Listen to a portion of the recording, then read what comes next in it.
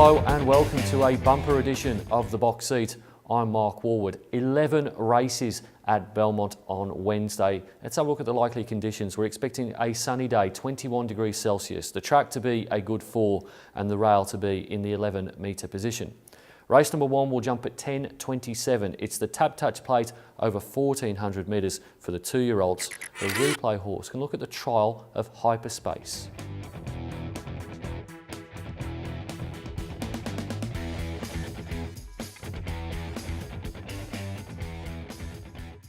There was no commentary on the replay trial, but you only had to see with your own 2 eyes that Hyperspace made a pretty good impression. Darren McAuliffe introduces another debutant, and the impressive racing team appear to have found a weak race for this gelding by more than ready. It was a good trial. He beat Prattle in it. Prattle's also in this race. Gets barrier 1. I think he'll be very handy on the speed, and William Pike, who was aboard on the trial, decides to ride in the race. That's always a good tip for this stable. So number 3 goes on top. From number 7, the Real Seapoy. He over-raced last time out in a Saturday event. I think he's the pick of Danny Morton's 4 acceptors in this race. Number 4, I Am Spartacus, a slow away and came back with a minor laceration last start. That was also in a Saturday race, that one behind Fire and Rain. I think that form's okay, and also the form lines behind Market Ruler, that's okay too. And then number 11, Swanky Lass, very green on debut, but it did finish with the 3rd fastest final furlong from the back. And if you saw how it went past the post up towards the crossing, you'd think 1,400 metres is going to be a lot more suitable than the 1,000 from last start. My own top selection in race number 1, going to go with the debutant. Number 3, Hyperspace, to beat 7, the Real Seapoy, 4, I Am Spartacus, and 11, Swanky Lass. Race number 2 at Belmont on Wednesday will jump at 11:02. It's the James Bogues Premium Maiden over 1,650 metres. It's a race for the 2-year-olds and up. The replay horse going to look at number 13, Without Reason, last start. Part of the journey now. Habisha's worked into 3rd. Without Reason has got to the outside. Oakhurst Power, Miss Bow further back, and they were followed by Happy Sanday, Infernal Star towards the inside as Habisha has moved up to join Combat Ready. The youngster is starting to gain ground here. Without Reason for Turner, but it's Habisha in front. Without Reason, stride by stride, tries to pick up Habisha, but Habisha will hold Without Reason. Without Reason is at the bottom of the race guard, but he goes on top here. Really like the gear change. Blinkers last start. This time it's tongue tie on Wednesday. Has come home and been the fastest finisher in each of his 2 races since finishing within 4.5 lengths of the Really Smart Juvenile Special Reward. The draw is somewhat of a concern, but he simply may be better than this mob, and he goes on top. From number 1, Scintillating, was 2nd at Northam before trying a Saturday class race. Was okay in that. It was a tougher race than he'll find on Wednesday, and he also beat Bardsey 4 starts ago, which brings me on to number 6. That is Bardsey, yet to place in 10 starts, but did come home for the fastest last 2, 4 and 600 metres last start, despite being blocked and having not the greatest of runs. He goes in for 3rd. And then number 4, Financial Support.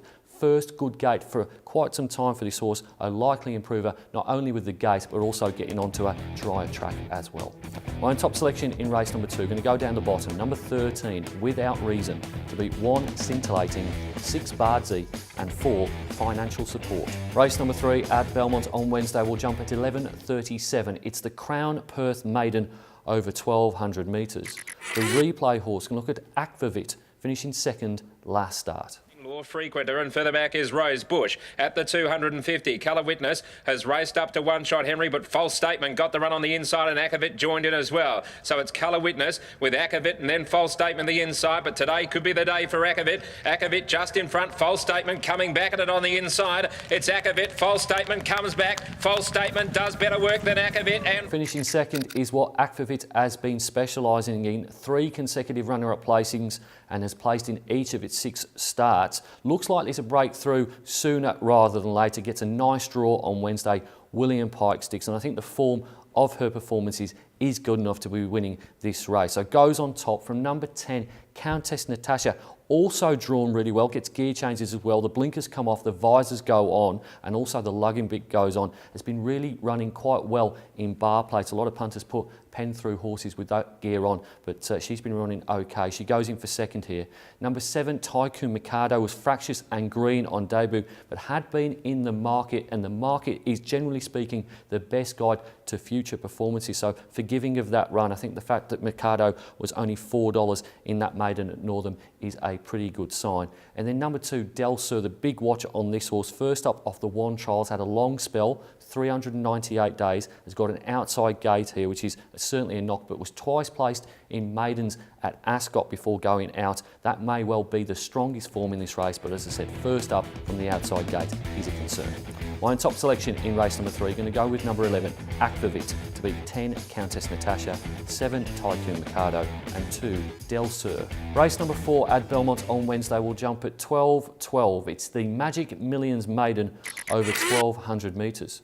The replay horse can look at Yindi finishing second in a trial. We have holding the lead Lemure Lady on the outside, getting to it with every stride though is going to be Wild Front. Wild Front, Lemure Lady, they're 1-2. Latigo Star splitting those runners and finishing it on from the back of the field is Yindi. It goes to duck back through the middle. Yindi's coming home with a rocket as they head towards the line. Wild Front in front, Yindi driving, Wild Front. Yindi has drawn the outside gate for his reappearance, but he probably has the best form in the book, and he has been relatively short odds for a few of his races. I thought he ran on really well in the trial that we saw in replay here. If he'd drawn a softer gate, he'd certainly be the clear top selection. I'm going to put him on top even though he's drawn the car park. From number 8, Mystery Affair, beats all bar Glasgow Girl last start. That form has been franked in town as well.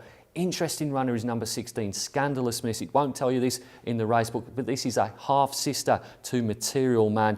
Won its latest trial, led all of the way. William Pike gets the ride with Lucy Warwick away on holiday in Spain. And then number 5, Ukbar Ted, yet to place, probably the best of the rest here, but I think there's a reasonable gap after the relation to Material Man. My top selection in race number 4, going to go with number 1, Yindi, to beat 8, Mystery Affair, 16, Scandalous Miss, and 5, Ukbar Ted. Race number 5 at Belmont on Wednesday will jump at 12:47. It's the Sweps handicap over 1,000 metres. It's a race for the 3-year-olds.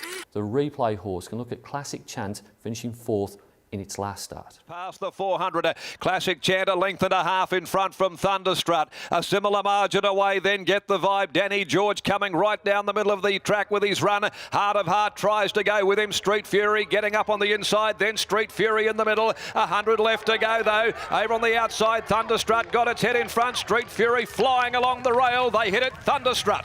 Classic Chant drops in grade from the replay race, and while there are several on-speed gallopers engaged in Wednesday's contest, she does look the one to beat on form. This is a low confidence pick in what is a very, very tough race, but number 6 goes on top. From number 9, Raise a Smile, won on debut at Pinjarra Park and has subsequently placed twice there, comes to town for the combination of William Pike and Adam Durant, always worthy of respect. Number 2, Requisition, is another winner of a maiden at Pinjarra Park, gets gate 1 here on Wednesday, and the stable from Brett Pope's yard, they're in really, really good form at the moment, goes in for 3rd. And then number 5, Calbinesco, drops in grade like the top one, has been finding the likes of Private Dancer and Masquerade far too good, but this is a lot easier and gets a decent gate as well, barrier number 2. My top selection in race number 5, going to go with number 6, Classic Chant, to beat 9, Raise a Smile, 2, Requisition, and 5, Calbinesco. Race number 6 at Belmont on Wednesday will jump at 1:24. It's the Amelia Park handicap over 1,200 metres. The replay horse can look at Cape Lady, finishing 2nd at Belmont Park. Jolson in the straight. Noski comes off the inside here on Another Story, still cruising out in the lead. Leads by a half. Cape Lady's coming through it on the inside, and then came the girl of Gavass. Metallic Bell down the outside, but Another Story is going really strongly here with 100 metres left to go. Cape Lady for the moment can't get it, and then came the anaesthetist, but Another Story's doing it very well over the final stages, and Another Story races home to win well from... Cape Lady is working her way back into form. She had nearly 12 months off the track. She strikes a winnable race, third up, having reappeared without a trial. I think there's a bit of improvement still there. It's been 629 days between drinks for Cape Lady, but I do think she will post her second victory on Wednesday. Goes on top from number 3, Gingerella, won a Bunbury maiden before going for a spell, has come back, had a trial, won that by more than 2 lengths leading into its return. However, she has drawn the outside gate here for Ben Patterson. Number 1, the Anaesthetist, as a really good closer, racing well despite having the bar plates on, has got just under a length to make up with Cape Lady from the replay race. That was last start. And then number 4, Trilly Filly, won a Pinjarra maiden last start. It was her 12th race though. I think she might be a little bit below the top one. My top selection in race number 6, I'm going to go with number 2, Cape Lady, to beat 3, Gingerella, 1, the Anaesthetist, and 4, Trilly Filly.